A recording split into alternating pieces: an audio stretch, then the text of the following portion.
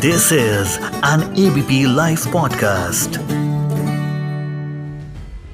नरेंद्र मोदी जी ने political finance की monopoly बनाई है। कैसे बनाई है? ED, CBI, income tax department का प्रयोग करके। अगर आप बॉन्ड स्कीम्स को देखें तो उसमें साफ दिख जाता है कि नरेंद्र मोदी जी ने, बीजेपी ने एक प्रकार से पॉलिटिकल फंडिंग एक्सटॉर्शन से, धमकी से, प्रेशर से बनाई है।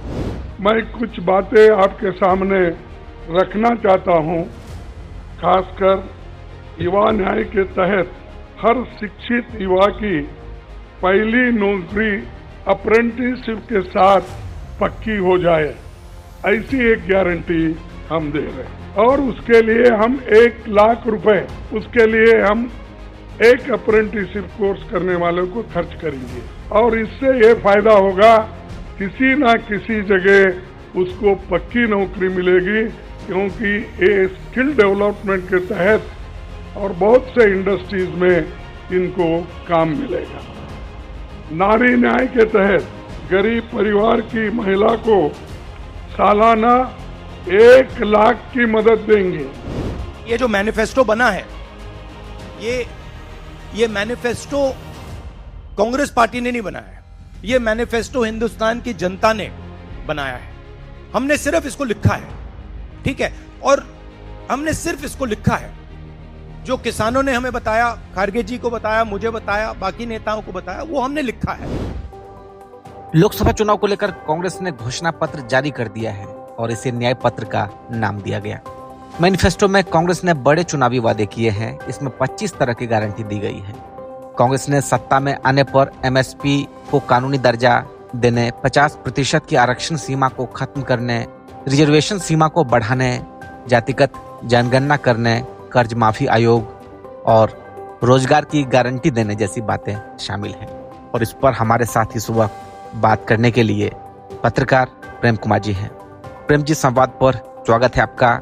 कांग्रेस ने घोषणा पत्र जारी कर दिया है 2024 चुनाव को जीतने के लिए। क्या कांग्रेस की इस मैनिफेस्टो को आप पर्याप्त मान रहे हैं? देखिए, असल बात विश्वसनीयता और जनता के बीच मुद्दे को ले जाने की होगी, इसलिए वो मुद्दे पहले से घोषणा पत्र के रूप में आ गए हैं। पहला जो चरण 19 अप्रैल को है, यानी 2 हफ्ते पहले घोषणा पत्र जारी किया गया है। तो एक उम्मीद जगती है कि कांग्रेस के कार्यकर्ता अपनी घोषणा पत्र को जनता तक ले जा सके। अगर ले जा पाते हैं तो जो बड़ी घोषणाएं हैं उनमें आप देखिए 1 नेशन 1 इलेक्शन का विरोध किया गया है और वीवीपैट से उनकी पर्ची को बक्से में डालकर गिनती कराने का उनकी बात कही गई है। इसके अलावा अगर कोई दल बदल करता है तो उसकी व्यवस्था खत्म हो जाएगी। ये लोकतांत्रिक सुधारों के हिसाब से ये बड़े फैसले हैं। और केंद्रीय एजेंसियां जो है कानून के अनुसार काम करेंगी, उनको संसद और विधानमंडलों की निगरानी में लाया जाएगा। ये सारी चीजें जो घोषणा की गई है ये महत्वपूर्ण है। जो जिसको भी आज विपक्ष झेल रहा है तो उसको खत्म करने के लिए उन परेशानियों को ये एक बात है। इसके अलावा सीनियर सिटीजन को रेलवे में जो रियायत खत्म हुई है, ये बहुत बड़ा इशू रहता है हर घर परिवार से। तो उस रियायत को जारी करने की बात कही गई है। और 25 लाख रुपए तक का फ्री इलाज, जैसे राजस्थान में था और जिसको 50 लाख तक किया गया था, कांग्रेस हार गई थी उस चुनाव में, तो उसको यहाँ इन्होंने वादा किया है। अलावा बजट में हेल्थ पर खर्च जो है बढ़ाने की बात कही गई है। और जो भी जांच एजेंसियां हैं उन पर मतलब उस पर सख्ती रहेगी, उनको बेलगाम शक्ति नहीं दी जाएगी, ऐसा भी है। और आप ये देखेंगे कि 5 न्याय की बात कही गई है। 5 न्याय, युवा न्याय, किसान न्याय, नारी न्याय, श्रमिक न्याय, हिस्सेदारी न्याय। और इन 5 न्याय के अंतर्गत 25 गारंटियां दी गई हैं। यानी युवाओं को रिझाने के लिए, चूंकि युवाओं में बहुत आक्रोश है, बेरोजगारी का सवाल है, तो उनके लिए रोजगार की गारंटी की गई है कि हम रोजगार देंगे। 30 लाख रोजगार का वादा है सरकारी जो रोजगार है उसको भरने का। इसके अलावा किसानों में एमएसपी की गारंटी प्रमुख बात है। नारी न्याय भी इम्पोर्टेंट है, स्त्रियों को ध्यान में रख करके भी वादे किए गए हैं। और इसको देखा जाए तो न्याय के क्षेत्र में भी कई बहुत सारे वादे हैं, जिससे महिलाओं को नारी न्याय में देखा जाए तो 1 लाख सालाना जो देने की बात की गई है, ये आकर्षक है। अगर जनता तक पहुंचे तो महिलाएं जरूर आकर्षित होंगी। और किसानों में तो हमने आपको बताया कि एमएसपी को लागू करना, फिर बीमा योजना है उसको मजबूत करना कि 30 दिन के भीतर गारंटी हो जाए, ऋण माफी का भी के लिए आयोग बनाने की बात कही गई है। तो ये किसानों के लिए एक आकर्षक बात है। और 5 नारी के हिसाब से देखें तो महालक्ष्मी गारंटी है, आधी आबादी पूरा हक, इस तरीके से कुछ शक्ति का सम्मान बोला गया है। और इसमें आंगनबाड़ी, आशा और मिड डे मील वर्कर्स के लिए है। और भी बहुत सारी सावित्रीबाई फुले हॉस्टल के नाम से भी योजना चलाने की बात की गई है, जिसमें कामकाजी महिलाओं के लिए कम से कम एक हॉस्टल बने, इसकी बात है। तो ये सारी चीजें महत्वपूर्ण है, यानी हर वर्ग को छूने की कोशिश की गई है। पर एक बात जरूर हमें लगता है कि पिछले चुनाव में जो राहुल गांधी ने घोषणा की थी कि बेरोजगारी भत्ता देंगे, और उन बातों को दरकिनार किया गया है। इस बार बेरोजगारी भत्ता की बात नहीं की गई है। ये हमें इम्पोर्टेंट लगता है, ये होना चाहिए। और देखा जाए अब कैसे काउंटर पॉलिटिक्स चलती है इस पर। फिलहाल तो ये घोषणा पत्र है। एक चीज जानना चाहेंगे कि घोषणा पत्र किसी चुनाव को जीतने के लिए पार्टी के लिए कितना अहमियत होता है, किस तरह से घोषणा पत्र उसको रिप्रेजेंट करता है, पार्टी के वादों को, उनके जो आगे वो काम करेंगे उसको। देखिए, घोषणा पत्र को आप पार्टी का चरित्र समझ सकते हैं, किसी को समझना रेफरेंस पॉइंट्स होता है। लेकिन जनता के बीच तो कुछ मुद्दे ही जाते हैं, कुछ नकारात्मक मुद्दे होते हैं, कुछ सकारात्मक। जो घोषणा पत्र में नकारात्मक मुद्दा नहीं आता है कि हमें मोदी मणिपुर जाने से डरते हैं, मोदी ये करते हैं, मोदी वो करते हैं, ये नहीं आएगा। लेकिन जनता में परसेप्शन के ख्याल से वो नकारात्मक मुद्दे आते हैं। भ्रष्टाचार एक में बहुत सारी बातें होती है, सिर्फ नारा नहीं होता है भ्रष्टाचार। तो घोषणा पत्र में ये हो सकता है कि भ्रष्टाचार को हम ठीक करने के लिए जांच एजेंसियों को अपने नियंत्रण में लाएंगे या एक निगरानी रखेंगे, ये हो सकता है। लेकिन भ्रष्टाचार है और भ्रष्टाचार हम मिटाने के लिए संकल्पित है, इसका विश्वास हमारा चरित्र देता है। अगर हम भ्रष्टाचारी को लेके घूम रहे हैं साथ में, तब नारा लगाते हैं कि भ्रष्टाचार को मिटाएंगे, तो विश्वास नहीं पैदा होता है।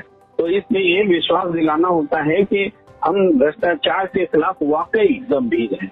तो घोषणा पत्र दरअसल बाध्यता है नैतिकता से, प्रतिबद्धता से, और आचरण में जो पार्टी जो होती है उस हिसाब से उसके मुद्दे को जनता ग्रहण करती है। अभी चूंकि इलेक्टोरल बॉन्ड जैसे मुद्दे सामने आए हैं, तो भ्रष्टाचार बड़ा मुद्दा है। अगर ये सरकार के खिलाफ नेगेटिव जाता है तो विपक्षी पार्टी जो भ्रष्टाचार को लेकर के दिखा रही है सपने, उससे थोड़ा जनता तवज्जो देती है या दे सकती है, हम ऐसा कहते हैं। जी, सरकार की तरफ से या कहें कि बीजेपी की तरफ से लगातार इस वक्त मोदी गारंटी बड़ा उछाला जा रहा है, तो उसको काउंटर करने के लिए जो घोषणा पत्र कांग्रेस ने जारी किया है, आप कैसे देखते हैं कि कितना काउंटर हो पाएगा इससे? देखिए, इसमें बेसिक बातों को बताया गया है, जैसे नौकरी की गारंटी करना, महिलाओं को कुछ रकम देना, किसानों को रकम देना। तो ये चूंकि रकम देने की सियासत पहले से चल रही है, इसलिए उसको कैंसिलेशन तो नहीं होता है।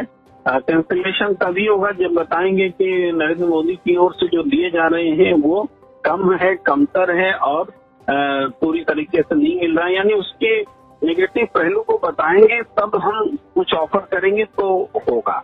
तो हमें लगता है ये बड़ा मुश्किल काम होगा कांग्रेस के लिए, क्योंकि उन्होंने बीजेपी में का प्रचार तंत्र इतना मजबूत है कि सबका साथ सबका विकास जैसा नारा, उज्ज्वला योजना और तमाम चीजों का डंका जोर शोर से पीटा जाता है। तो अब वो उज्ज्वला योजना में आम गृहिणी उस गैस सिलेंडर को वहन नहीं कर पा रहे हैं, ये मुद्दा बनेगा तब जाकर के आप कुछ सब्सिडी की बात करेंगे कि हमारे समय में ऐसा था और हम आगे ऐसा करने वाले हैं, तो वो पकड़ेगी, यानी रिलेटिव होता है। तो मोदी की गारंटी जो है, मोदी की गारंटी का काट करना पड़ेगा कि आपकी गारंटी अब तक पूरी नहीं हुई है, इसलिए आपकी गारंटी आगे भी पूरी नहीं होगी, या आपकी गारंटी में ये झोल रहा है, तो इसको हटाने की जरूरत है। और ये विफलताएं हैं, तो केवल बोल अपना दिखाने से नहीं होगा, बल्कि सत्ताधारी दल की गारंटी को निष्प्रभावी बनाना होगा, तभी जाकर के कांग्रेस की ये गारंटियां उसका जवाब हो सकती हैं। जी, आखिर में एक सवाल और कि हरीश रावत ने कहा कि कांग्रेस के नेता आजकल सुस्त हो गए हैं, तो सवाल उसी से जुड़ा हुआ है कि आप मैनिफेस्टो में चाहे कुछ भी वादे कर लें, लेकिन जब पार्टी के नेताओं की तरफ से इस तरह के बयान आ रहे हैं तो फिर उस मैनिफेस्टो का क्या कुछ इम्पैक्ट देखते हैं आप? देखिए, हरीश रावत जैसे नेता सीनियर भी हैं, अनुभव भी है और बुजुर्ग भी हो चुके हैं, तो बुजुर्ग होने से उम्र न बढ़ जाती है लेकिन दिमाग तो तेज ही चलता है, तो वो अपने दिमाग से पार्टी को उसी रफ्तार में देखना चाहते हैं जब वो जवान हुआ करते थे। और आज उनके पास वैसी जिम्मेदारी नहीं आती है, पार्टी के भीतर का कुछ पॉलिटिक्स ऐसा होता है कि उनके पास नहीं आता है, तो वो एक तरह से ये कांग्रेस ये बोल तो पॉजिटिव रहे हैं लेकिन टाइमिंग ऐसी है कि ये पॉजिटिव बात भी उनके असंतुष्ट होने का प्रमाण बन जाता है। तो इस तरीके से हम इसे एक असंतोष का स्वर ही कह सकते हैं। जी, एबीपी लाइव पॉडकास्ट के साथ बातचीत करने के लिए प्रेम जी बहुत शुक्रिया आपका। जी, धन्यवाद। This is an ABP Live podcast.